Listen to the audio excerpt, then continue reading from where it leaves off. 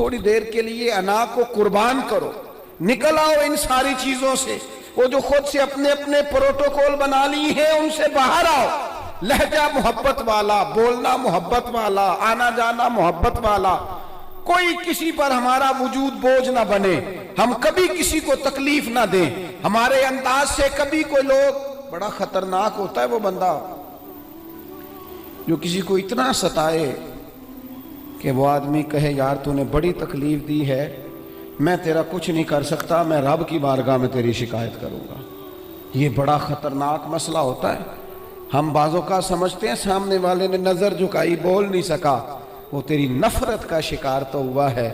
पर याद रखना जब मजलूम की आह निकलती है तो आसमान के दरवाजे सारे खुल जाते हैं। नफरतों को फरोग ना दो। और फिर एक तो खुद लहजा नहीं होता प्यार का, एक दूसरों को भी जब भी सबक पढ़ाते हैं ना नफरत का ही पढ़ाते हैं। बाज लोग इल्ला माशा कोताहियां बयान करते हैं। ये जो मियाँ बीवी के दरमियान लड़ाई डालते हैं उन लोगों को पता है कि वो तो बात करके छोटा सा जुमला कह के रुखसत हो गए और उन्होंने 24 घंटे इकट्ठे रहना था, उनकी जिंदगी को दोज़ख बना दिया।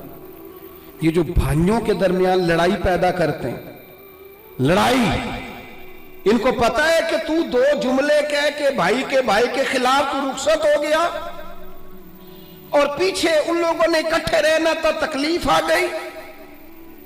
मैं एक फैक्ट्री में एक दफा मौजूद था, मेरे एक दोस्त हैं उस फैक्ट्री के ऑनर, तो उनके जो ज्यादा बेहतरीन कारीगर था उसके बारे में एक आदमी कानों में बात कर रहा था और करते करते आखिर में कहने लगा अभी मुझे तहकीक नहीं पूरी, मुझे शक हुआ है, मैं आपको बता रहा हूँ, पूरी तहकीक करके बाद में बताऊंगा।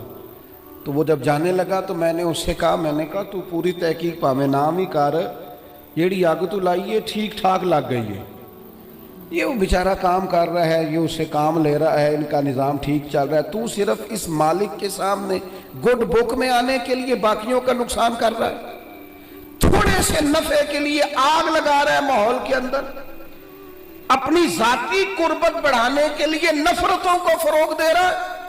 कभी ये काम ना करें, ये काम हमेशा कमजोर लोग करते हैं, ये काम नीच लोग करते हैं, अपने थोड़े से नफे के लिए माहौल के अंदर खराबी पैदा करते हैं। खुदारा फरोगे मोहब्बत, बुखारी शरीफ में हदीस है, पर ये इन हदीस का जरा अंदाज तो देखें कितना अनोखा है। हजरत अनस बिन मालिक रदी अल्लाह ताला अन्हु फरमाते हैं एक शख्स ने आके हुजूर से पूछा क़यामत कब आएगी? करीम फरमाने लगे तो अपनी तैयारी बता क़यामत के लिए, उसकी तैयारी सुनो, तैयारी सुनो, सारी उम्र दी कमाई सुनो, तेरी तैयारी क्या है? कहने लगा हुजूर ना ज्यादा नफली नमाजें पढ़ी हैं, ना ज्यादा नफली रोजे रखे। फिर तैयारी क्या है? कहने लगा हुजूर मेरी तैयारी ये है कि अल्लाह से भी प्यार करता हूँ, रसूलुल्लाह से भी प्यार करता हूँ, मेरी तैयारी मोहब्बत है, मेरी तैयारी इश्क है, मेरी तैयारी वफा है, मेरी तैयारी तेरा शौक है, मेरी तैयारी तेरी याद में तड़पना है, मेरी तैयारी सुबह शाम तेरा जिक्र करना। या रसूल अल्लाह, अल्लाह से भी मोहब्बत, रसूलुल्लाह से भी मोहब्बत। हुजूर ने हर इबादत का सवाब बयान किया। इसने जब मोहब्बत की बात की तो यहां भला क्या सवाब बयान किया? तेरी तैयारी की है क्या है आखिरत के लिए? उसने कहा अल्लाह रसूल से मोहब्बत करता हूं। तो हुजूर फरमाने लगे सुन, फिर कयामत में हर बंदा उसी के साथ होगा जिससे वो मोहब्बत करता है, यानी इबादत पर सवाब मिलेगा और मोहब्बत रसूल पर रब रसूल का कुर्ब नसीब होगा, कुर्ब मुस्तफ़ा मिलेगा मोहब्बत पर। ये बुखारी है। हजरत अनस बिन मालिक कहते हैं बंदा तो चला गया और खुश खुश गया, मौका बड़ा अच्छा था, मैंने फौरन बात कर दी, मैंने कहा या रसूल अल्लाह सल्लल्लाहु अलैहि वसल्लम, जो जिससे मोहब्बत करेगा उसी के साथ होगा।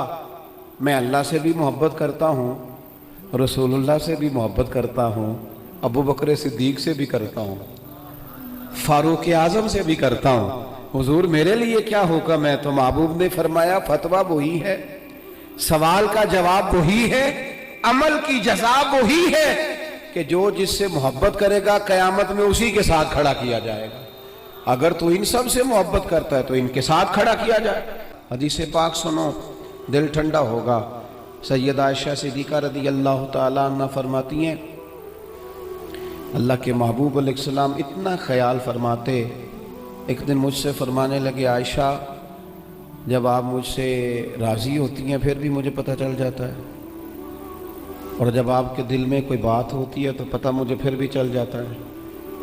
کہتی میں نے فٹافٹ عرض کی حضور مجھے میری ماں روئے میں اور آپ سے ناراض؟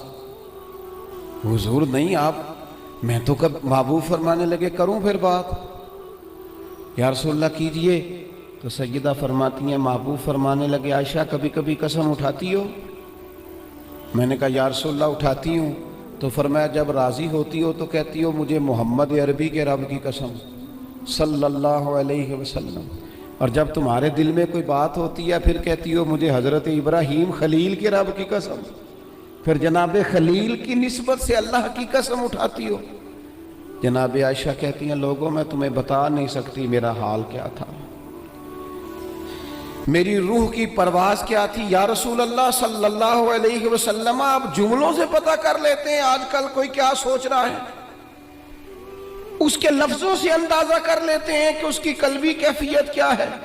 اور پھر کہنے لگی مجھے رب محمد کی قسم یا رسول اللہ زبان سے نام ہی جاتا ہے میرے دل میں آپ ہر وقت موجود رہتے ہیں، ہر وقت آپ موجود ہوتے۔ اور دوستو یہاں تو گھر والوں کو احتجاج کرنا پڑتا ہے پھر کوئی بات سنتا ہے، یہاں تو 100 دفعہ رو کے دکھانا پڑتا ہے پھر کوئی بات سنتا ہے، یہاں تو جناب 100 دفعہ کہنا پڑتا ہے تب کوئی بات سنتا ہے۔ خدا را محبتیں بانٹنی شروع کرو، اپنے لہجوں سے تلخیاں ہٹاؤ، یہ جو چہروں پر پکی پکی سلوٹیں ڈالنی ہیں ان کو دور کرو، یہ جو ہر وقت کے تھکے تھکے اور ہر وقت کے ناراض اور ہر وقت کی طبیعت کے اندر سختی اور ہر وقت کہنا میں بڑا کام کرتا ہوں، میں بڑی مشقت اٹھاتا ہوں، تمہیں پتہ نہیں میں کس تکلیف میں ہوں۔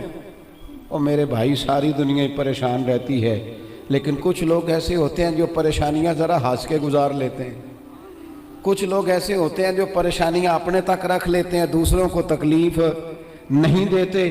ہم کیا کرتے ہیں، ہم ساری ٹینشنیں دوسروں پہ ڈالنا چاہتے ہیں۔ اپنے لہجوں میں پیار پیدا کرو، اپنے لہجوں میں۔ پتہ ہے حضور نے کیا فرمایا ہے؟ محبوب فرمانے لگے 3 کام کرو ایماندار ہونے کا ذائقہ نصیب ہوگا۔ ایک ہوتا ہے کھانا، ایک ہوتا ہے مزیدار کھانا، ایک ہوتا ہے مومن۔ ایک وہ مومن ہوتا ہے جسے مومن ہو جانے کا مزہ آئے، مزہ آ گیا بھائی مومن ہونے کا۔ کریم فرمانے لگے 3 کام کرو تمہیں مومن ہونے کا مزہ آئے گا، 3 کام کرو۔ یا رسول اللہ کون سے؟ فرمایا ایک تو ہر چیز سے بڑھ کے اللہ رسول سے محبت کرو، پیار کرو، رب رسول سے پیار کرو۔ یہاں حضور نے یہ نہیں فرمایا نماز پڑھو، یہ نہیں فرمایا روزہ رکھو، یہ نہیں فرمایا حج کرو، خیرات کرو، وہ کام بھی اپنی جگہ پہ بڑے ضروری ہیں، وہ بھی فرض عین ہیں، ان کے بغیر بھی 1 منٹ کے لیے گزارا نہیں۔ لیکن فرمایا اگر ان چیزوں کا مزہ لینا ہے نا، ادھر دیکھیے میری طرف، اگر ان چیزوں کا مزہ لینا ہے نا کہ نماز مزیدار ہو جائے، روزہ مزیدار ہو جائے، سخاوت مزیدار ہو جائے، حج مزیدار ہو جائے، فرمایا اگر چاہتے ہو مومن ہونے کا مزہ آئے تو ہر چیز سے بڑھ کے اللہ رسول سے محبت کرو۔ یہ بخاری مسلم دونوں میں موجود ہے۔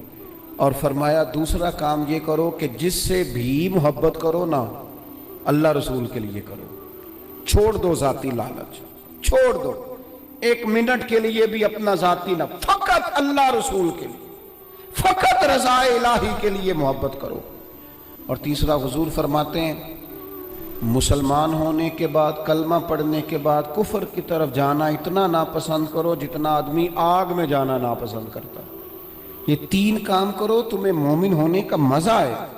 اگر کبھی پیار والا لہجہ بنا لیں، اگر کبھی تلخی چھوڑ دیں، اگر کبھی اپنے مزاج سے وہ ساری چیزیں دور کر دیں اور ہم رب رسول سے صحیح والا پیار کریں تو آپ یقین کریں پھر بندہ قرآن پاک شروع کرتا ہے تو اس کا تلاوت چھوڑنے کو دل نہیں کرتا، پھر وہ سجدے میں سر رکھتا ہے، پیار ہو گیا نا اللہ رسول سے، پھر وہ سجدے میں سر رکھتا ہے تو اٹھانے کو جی نہیں چاہتا، پھر وہ دین کی نوکری کرتا ہے تو اس کا دل کرتا ہے صبح بھی دین کی بات کروں، شام بھی دین کی بات کروں، میرا ایک ایک روما خادم بن جائے، میں نوکری کروں، جگہ جگہ جا کر رسول اللہ کے دین کی بات کروں۔ کیوں؟ پیار جو ہو گیا، محبت جو ہو گئی۔ جب آپ کے لب و لہجے میں پیار سرائیت کر جائے، آپ کو پتہ ہے پھر اس محبت کو آگے بڑھانے کا کہا گیا ہے۔ حضور نے فرمایا میرے صحابہ سے بھی محبت کرو کیونکہ میرے صحابہ ہیں، پھر ان سے بھی پیار کرو، ان کے بارے میں تمہارے دلوں کے اندر عقیدت کے جذبات ہیں۔ اور پتہ ہے کس طرح کی عقیدت؟ شوق والی عقیدت۔ میرا اور آپ کا دور بحث کا دور ہے، اور بعض ایسے بیوقوف ہیں جو اپنی حیثیت نہیں دیکھتے اور اپنی ذاتی بحث کو اٹھا کے نبی پاک کے صحابہ اور اہل بیت تک لے جاتے ہیں۔ اور یار تیری تو حیثیت ہی نہیں ہے تو ان پر بات کر سکے، تو دیکھ تو صحیح ہے وہ لوگ ہیں جنہیں اللہ نے اپنے نبی کی غلامی کے لیے منتخب فرمایا، اللہ نے جن کا انتخاب کر کے حضور کے دور مبارک میں جنہیں رکھا، تو ان لوگوں کے بارے میں کلام کر رہا ہے۔ عقیدت، پیار صحابہ سے عقیدت، اور اس عقیدت کے اندر وارفتگی۔ حضور کے صحابہ ہجرت کر کے گئے تھے حبشہ، نجاشی بادشاہ پر کفار مکہ نے، قریش نے بڑا پریشر ڈالا کہ یہ ہمارے بھاگے ہوئے لوگ ہیں، انہیں واپس کر دو، پر وہ نجاشی نے کہا میں واپس نہیں کرتا، انہیں جگہ دی، صحابہ کو آزادی سے عبادت کرنے کا موقع دیا۔ ایک دفعہ نا حبشہ سے کچھ مہمان آ گئے جہاں صحابہ جا کے رہے تھے، تو جب وہ لوگ آئے نا یہاں مسجد مدینہ منورہ میں، اللہ کے محبوب علیہ السلام نے ترکی خیمہ لگوایا، حضور ان کے لیے نئے نئے کھانے پکواتے، ان کے لیے محبوب کے کوئی انوکھا رنگ اور پیار کا کوئی نرالا انداز۔ تو صحابہ نے عرض کی یا رسول اللہ صلی اللہ تعالی علیہ وسلم، مہمان پہلے بھی آتے جاتے ہیں لیکن ان کے ساتھ آپ کا رویہ منفرد کیوں ہے؟ تو حضور فرمانے لگے جب میرے صحابہ وہاں گئے تھے تو انہوں نے پیار کیا تھا، تو جو میرے صحابہ سے محبت کرے ان سے محبت نہ کروں؟